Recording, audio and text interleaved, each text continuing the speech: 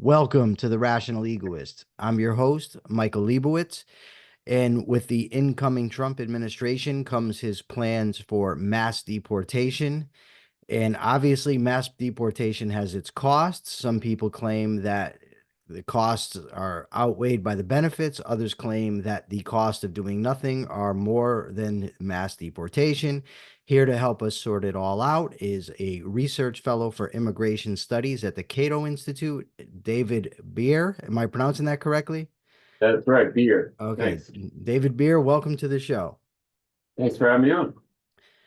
So mass deportation is a catchy phrase, but I don't really know what exactly it refers to, what it means. So when Trump says he's going to initiate mass deportation, what exactly is he talking about? Well, it's really, the Fantasyland version of this is, he sends out every cop in the country to arrest anyone who's capable of being removed. Illegal immigrants, but also people who have legal status that can be taken away from them. So that's what he's talking about. And then, he throws in the children of people who are here illegally into that group as well many times. So in the fantasy land version of mass deportation, you send out the military and all the police, and you round everybody up a few months and put them on planes back to their home country, or whatever country will take them, and somehow that's going to be good for the United States. So, what are some of the myths that are motivating this plan or motivate the support for it? I think the central myth that he is, putting forward to the public, and the main talking point for mass deportation is the security myth. The idea that if we eliminate the immigrants who have come here illegally, that this is going to be a benefit to public safety and reduce criminal activity in the United States, and therefore, Americans will be safer in a country with fewer immigrants, fewer illegal immigrants. And, we've done extensive investigation into this question, looked at it from, numerous different data sources. If you look at just what we get from the Census Bureau, which is the most reliable information that we can gather, the census of America's prisons show that immigrants, including illegal immigrants, are about 70% less likely to be incarcerated for crimes committed in the United States than the native-born population. If you look at, if you don't like that approach, you can also look at, look at areas where immigrants have gone. Have those areas seen an increase in crime compared to areas where they didn't go? Controlling for other factors, still no effect, negative effect on crime rates, and very often it's a positive effect. So there's a lot of different ways to look into investigate this question. He's not interested in investigating that type of question. He's basically, if there's a single person who comes in and commits a crime, then then immigration wouldn't be worth it, or illegal immigration as a category. Illegal immigrants as a category should be subject to mass deportation. That's the wrong way of looking at something like this. I mean, any large population of people, some of them are going to commit crimes, some of them are going to commit really heinous crimes.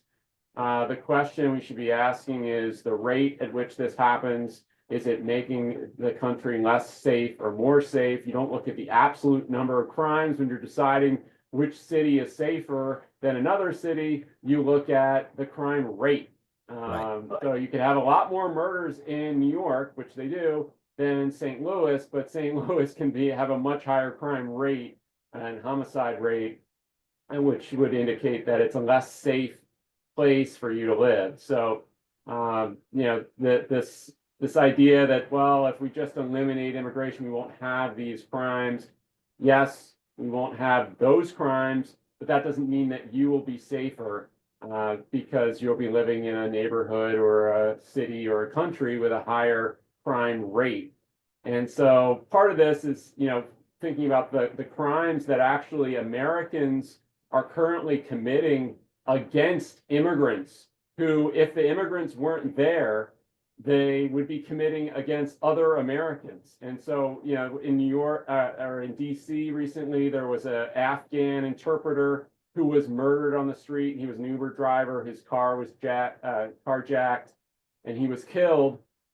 If he hadn't been there, they would have gone the next person down the line, who would have been a U.S. born American who would have been killed. Now, it's people don't like to think about it in these terms, but that is the fundamental reality. If you want to have a safer country, you should care about the crime rate, not the absolute number of crimes. So that to me is the central one. He doesn't really focus on the economics that much. He throws it in there. His speechwriters like to goad him into this.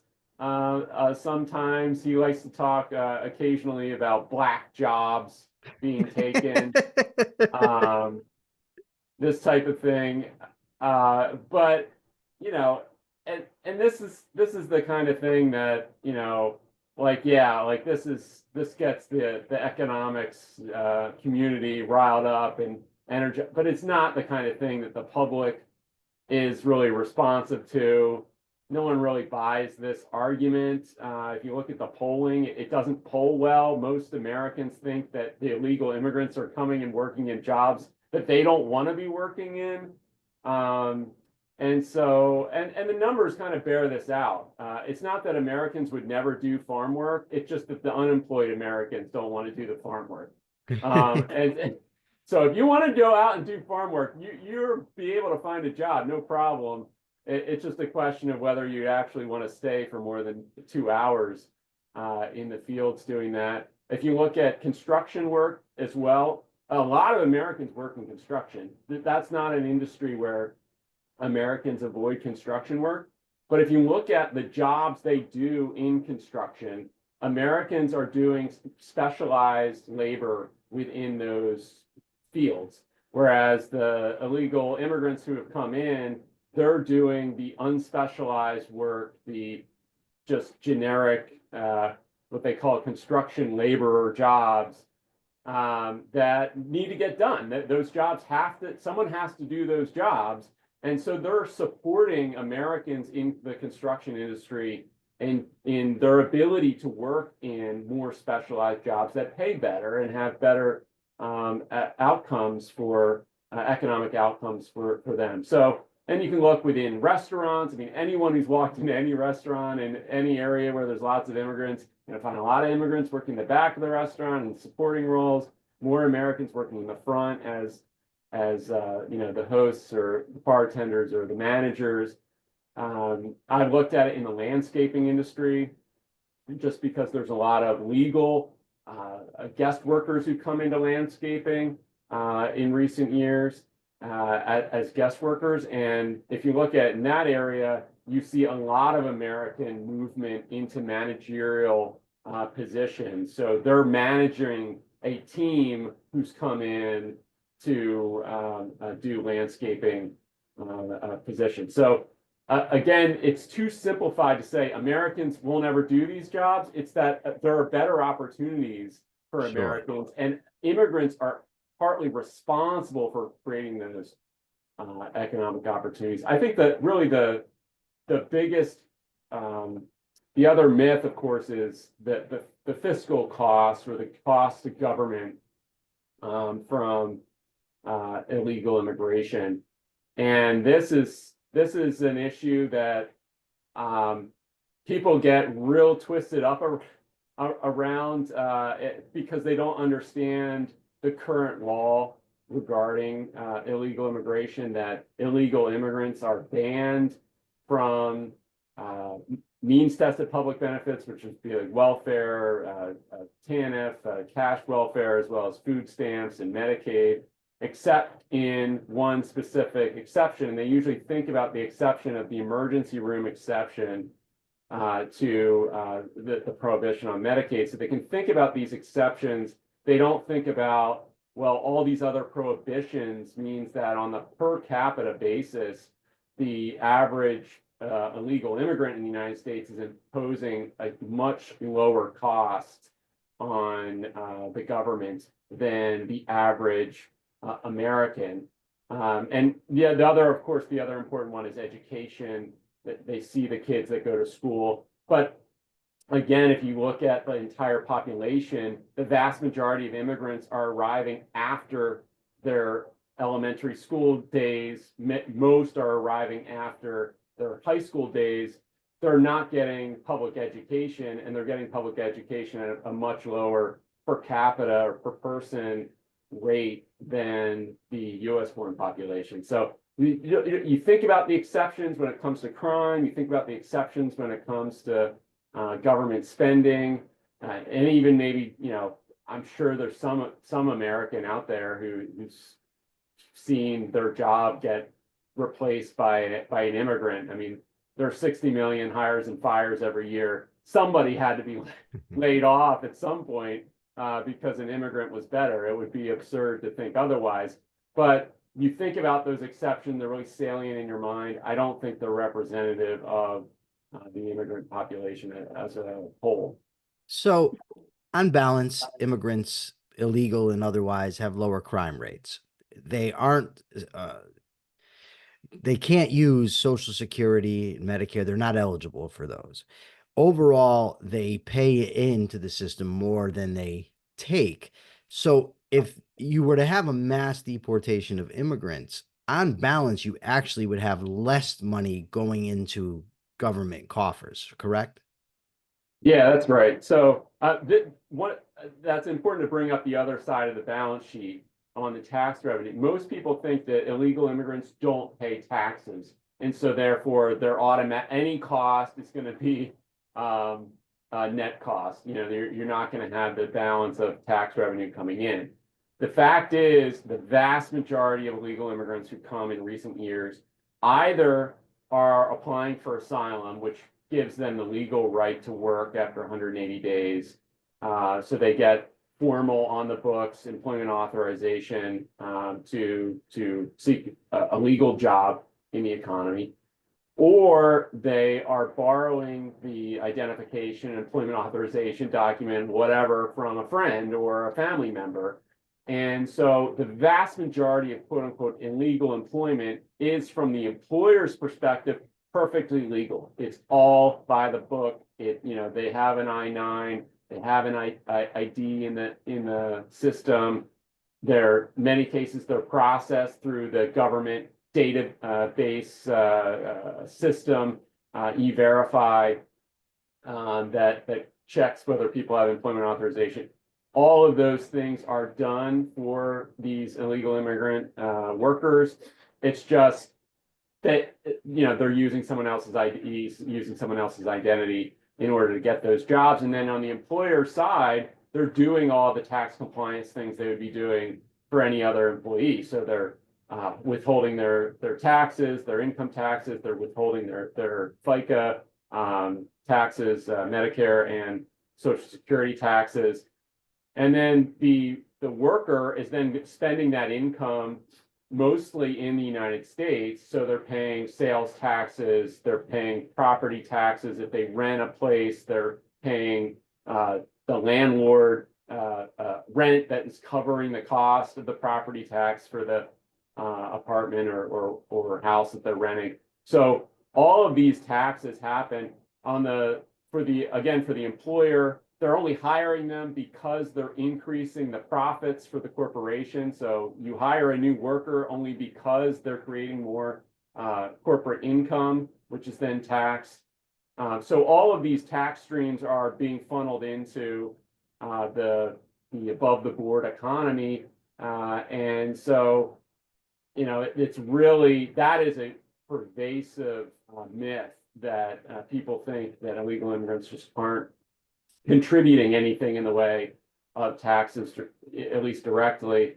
And that's really not the truth. It really isn't even the truth if you look back at the people who came in the 90s who were much more likely to work off the books than today.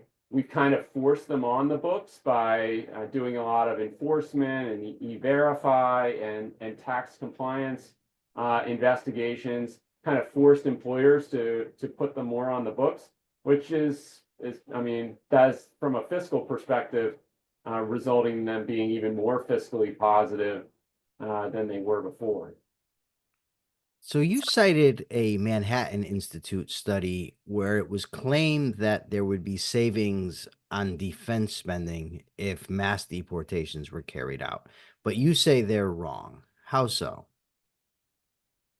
Yeah, so Manhattan Institute put together a report. The way that they kind of looked at this question is they looked at the current balance, number of taxes paid versus benefits received by age across a person's life, and then projected forward and said, okay, look at the immigrants who came in, you look at the balance over a course of someone's life, and you project forward 100 years and see, okay, over a course of 100 years, whether this person is going to be lifetime fiscally positive or not. And so their conclusion was the new illegal immigrants who come in recently are going to be extremely fiscally negative, 1.1 trillion in costs over the course of their lifetime. And when I looked at their numbers, stands out very clearly is that one of the biggest costs that they are attributing to immigrants is increased military spending. And so they say that when an immigrant comes in, Congress then essentially appropriates more money to the military when that happens. And if you look, I actually have the numbers on this. For a 30-year-old high school dropout in the Manhattan Institute model, $3,500 is attributed to defense spending. Okay, so they're saying they increased defense spending by $3,500. All other spending attributed to them is $4,000. And if you look at the taxes paid, they're saying that high school dropout is paying about $5,500 in taxes as a 30-year-old. So excluding these public goods or defense spending, the balance would be positive for that high school dropout 30-year-old who's paying in a lot more in taxes than they're receiving in benefits. But it's only this assumption that military spending is somehow increasing when you get more immigrants, that they can get to a fiscally negative outcome. And this is really important because if you say that I am fiscally negative as a 30-year-old, then that is added to the debt. And then every year after that, we're paying interest on that debt throughout your entire life. So you're just adding to the debt. So with this projection, you're just constantly compounding negative interest. Whereas the opposite is true if you have a positive calculation. If you are actually reducing the debt during your working life, then you are saving interest on the debt every year that you are working. And that is, in my view, much closer to the reality. I don't accept the arguments. He put out, the author put out some reasons for thinking that defense spending should go up when immigrants come out. I've looked at those reasons. More population means more people go into the military. That hasn't been true. Actually, the size of our military has fallen by half over the last generation. If you look at per capita spending, the amount of defense spending per person, that's also fallen steeply over the last basically 70 years or generation. So if you're projecting in the future, you're saying, well, essentially, we're going to have all of this increased defense spending. But then then the flip side of that is, well, then the deportation means that Congress is going to cut that spending. So that we've increased the spending when the immigrant comes in, and now when we deport them, the Congress is going to come in and the appropriators are going to cut what amounts to about $40 billion in his model from the defense budget, which I mean, I don't think anybody, this has never happened in history. This would be an extraordinary change. And, you know, I just think it's wrong. It's a wrong conceptual framework for this. So if you look at just the welfare and the entitlement costs, you're getting to a fiscally positive outcome for young immigrants who don't have a college degree. They're positive if they enter at an early age. I agree. If you enter as a retiree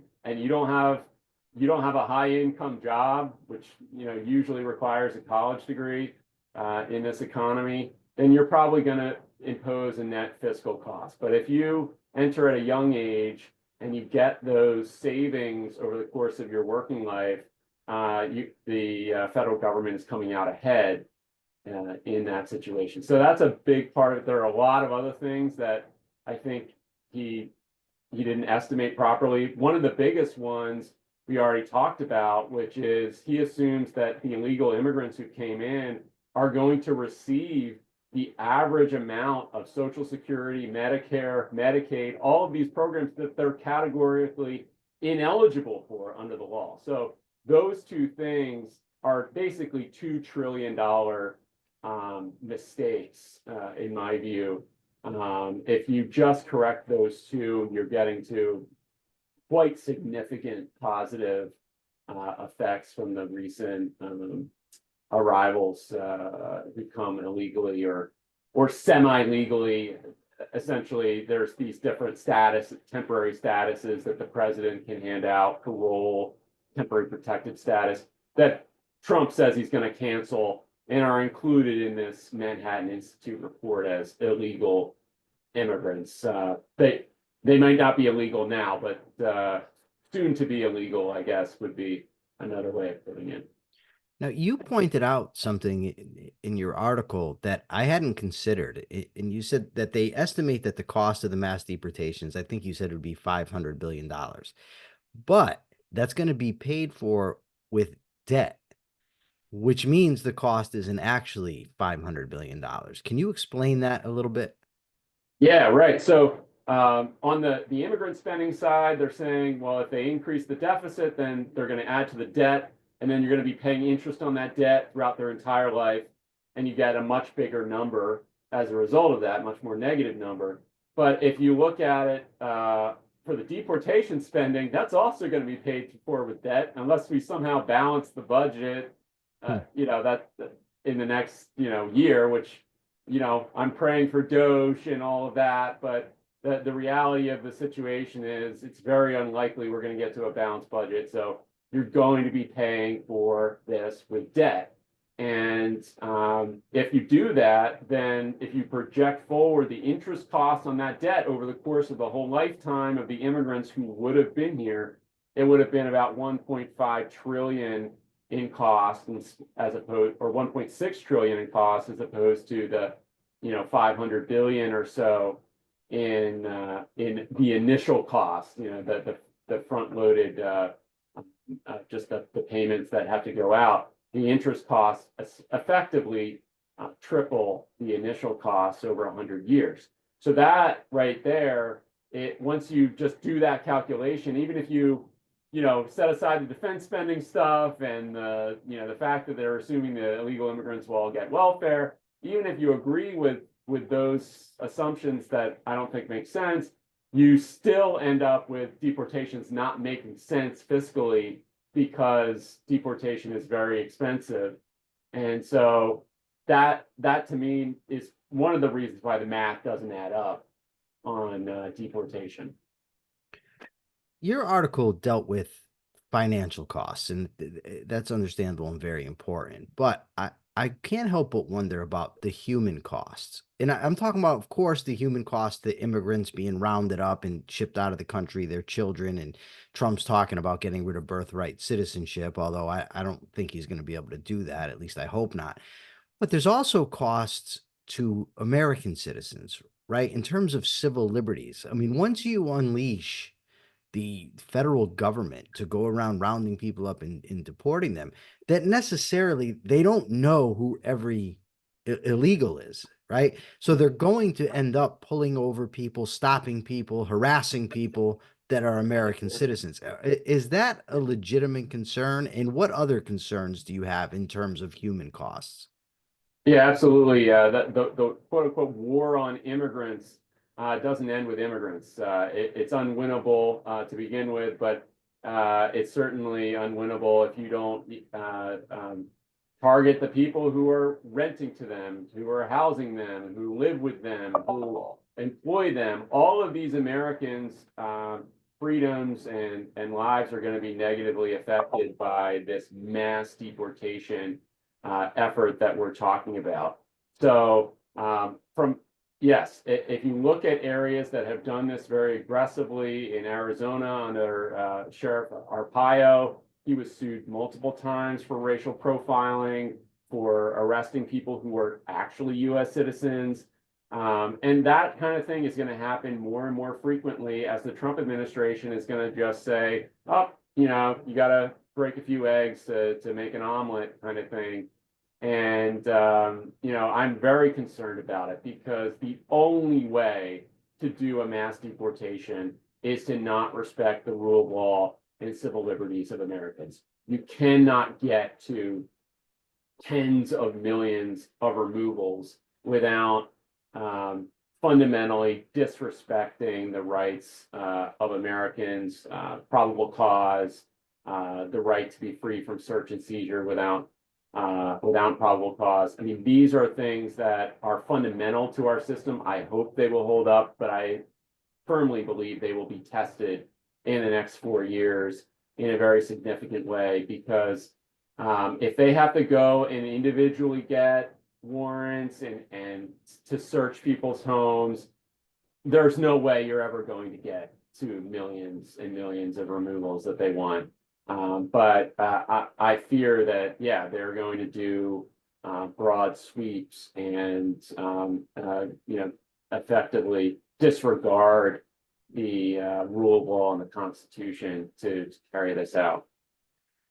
To me, the case for more open immigration from a constitutional, a moral, and an economic perspective is unassailable. I've seen and read and interviewed Brian Kaplan, Ilya Soman, Alex Noreste from Cato.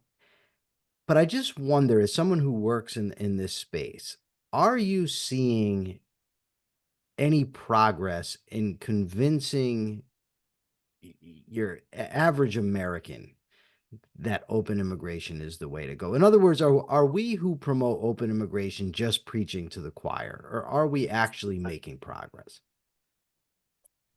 I think the average American has pretty nuanced views, to be honest, about immigration. They're not, they're certainly not Brian Kaplan, fans or whatever. But, I think if you look at the things that really move public opinion, and not just on the immigration, but in other areas, chaos, disorder, when it feels like the government has lost control of situation and things are getting out of control. I mean, these are the types of things that make people feel unsafe, make people feel like we need to impose restrictions or do those types of things. And I think we've had a lot of images of disorder and chaos at the border in the last 4 years. I blame that disorder and chaos squarely on our inadequate legal immigration system. So the fact that people can't cross the border legally means that you're going to have scenes of people crossing illegally and then Border Patrol engaging in chases with them. I testified before a House hearing, and I was next to a woman who tragically, she lost her family when a U.S. citizen smuggler with some immigrants in the back ran through a red light while being chased by Texas police, crashed and killed her family. And I said, look, if those immigrants had a legal way to come, that tragedy would have been avoided. We would not have this terrible problem that we have, and we would have more order, we'd have more legality, we'd have more safety, we'd have more security. And the one of the members of Congress, that one of the Republicans who was kind of dismissing everything I was saying, said, well, put it right to her and said, well, do you agree with this guy who says we should just let people come in? And she said, well, I'm not against that. I'm not saying that. I mean, that could be the way to go. I'm not against legal immigration. So this was a person who was there to testify about how bad illegal immigration was, and whose family had been killed by someone who was involved in bringing people across, who said, look, I'm not saying that could be 100% right. So even for someone that's directly impacted as that, was willing to say, and obviously knowing what response the Republican who was asking her was looking for, still said, well, okay, yeah, maybe we should open it up. Maybe we should have a legal way for people to come. There was a rancher at the border who, again, I mean, there are people trampling across his land every day. I 100%, I don't believe in violations of private property. I don't believe in trespassing. I get it. But if you want to reduce that type of violation of someone's property rights, do it through a way of legalizing immigration. And what we ended up seeing was, he also said, yeah, I'm open to that. I hire people who are immigrants legally. I don't know if that's true or not. I don't know if he really knows if they're here legally or not, but he was like, yeah, I'm in favor of it. Yeah, sign me up. Especially if it solves my problem. So yeah, I think the main issue is really the chaos and the illegality. It's not about immigration per se. It just, when people see that, they blame, I guess, openness or lax policy, and that's a natural inclination people have. But I think the real cause is the lack of legal options, and so it is a quandary. It's difficult to explain to people how we need the legal system to fix it. But when you really put it to them starkly, what do you want Border Patrol to be focused on? What do you want law enforcement to be focused on? We want them to be focused on violent criminals, offenders who harm other people, violate their rights. We don't want them to focus on just people coming for peaceful purposes, reuniting with their family, or coming here to work. You mentioned how the chaos at the border is largely a function of the laws that are passed. And there's very little on this planet that aggravates me as much as people complaining about the consequences of the policies that they advocate. So the drug warriors want to complain about fentanyl and overdoses, but they don't take responsibility for the fact that the war on drugs exacerbates those problems. They complain about cartels without recognizing the war on drugs in the role it plays, or mules that smuggle people in here. You would eliminate that in large part if you stopped with the immigration restrictions. Same thing with the sex trafficking. Now, you're not going to eliminate everything, but if you would stop with these stupid prohibitions, a lot of that would just go away. But yet they keep pushing for more and more. And then when the results backfire, the answer is to push for more and more. And the strange thing to me about that is when it comes to regulation of the economy, conservatives seem to understand that regulations beget regulations. But when it comes to their own pet policies, immigration restrictions, drug laws, they don't see it. And that is very aggravating for me. And I would imagine it's aggravating for you as well. Yeah, it's interesting. So the worst episode politically for Biden was when all those Haitians crossed in 2021, and basically Border Patrol had them kind of cornered in a camp at the side of the border, and people were just streaming across, bringing their family.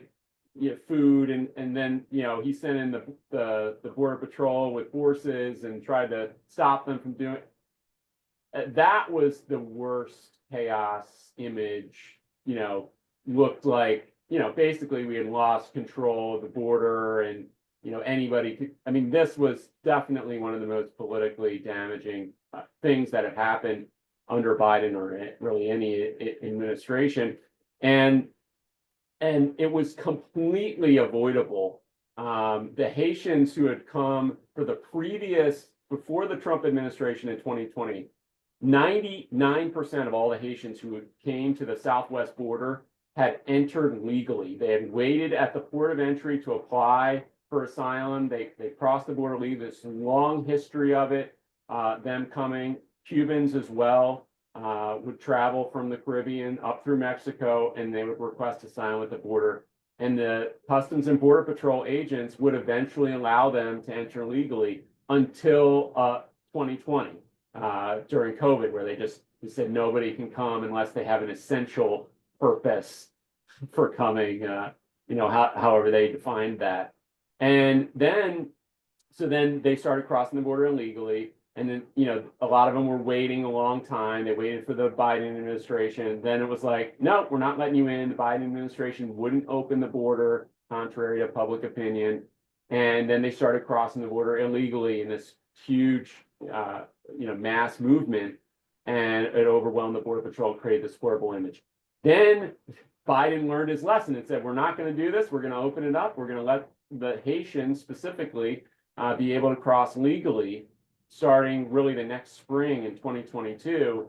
And then the problem disappeared. And all the Haitians now, 99% of them are entering legally again. And it was this horrible episode that was like the most toxic, most politically damaging thing that had happened on immigration in decades. Completely avoidable if they had just continued the policy that had been in effect for essentially 2 decades with respect to Haitians being able to cross legally at ports of entry. And then, it went away, but it never cured people's image of that moment.